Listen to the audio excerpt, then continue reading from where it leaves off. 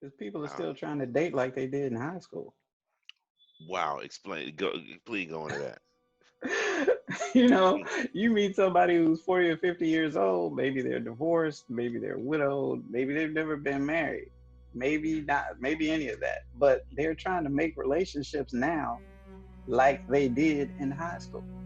They got into a groove in high school that they thought scratched their proverbial itch, and they just never let go of it. They never evolved. It fed their ego in ways that were important to them. So they kept doing it. And they were getting the result they desired. So they kept doing it. And when they stopped getting the results they desired, here's where the shift didn't happen. Hmm. When they stopped getting the results that they wanted, they didn't change what they were doing. They just changed who they were doing it to. Wow. It was easy to blame the other person because it worked. So if it's not working now, it must be who I'm with, not what I'm doing. So since there's no self accountability, since there's no introspection, there's only I'm doing what I like because I like it. I'll just do it to someone else. That way, I can pretend like I'm actually trying to be responsible and adult and do the right thing. But I also don't have to pay attention to myself. I don't have to do any introspection and I don't have to, C word, change. Because now I'm in my 40s and my 50s and I really don't want to change. I want everything around me to change, but I don't want to change. I want my life to change, but I don't want to change my life.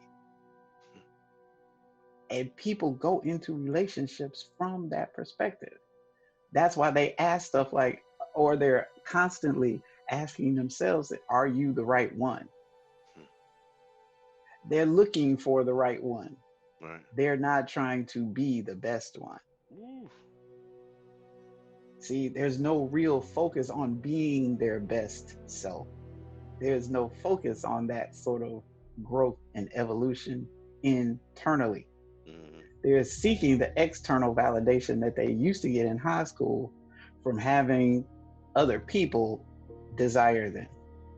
And as long as your primary source of validation is external, your relationships are always going to be chaotic and painful because you're going to make choices in your relationship that are based on what feels good to your ego, not necessarily to what actually works in a relationship with another person.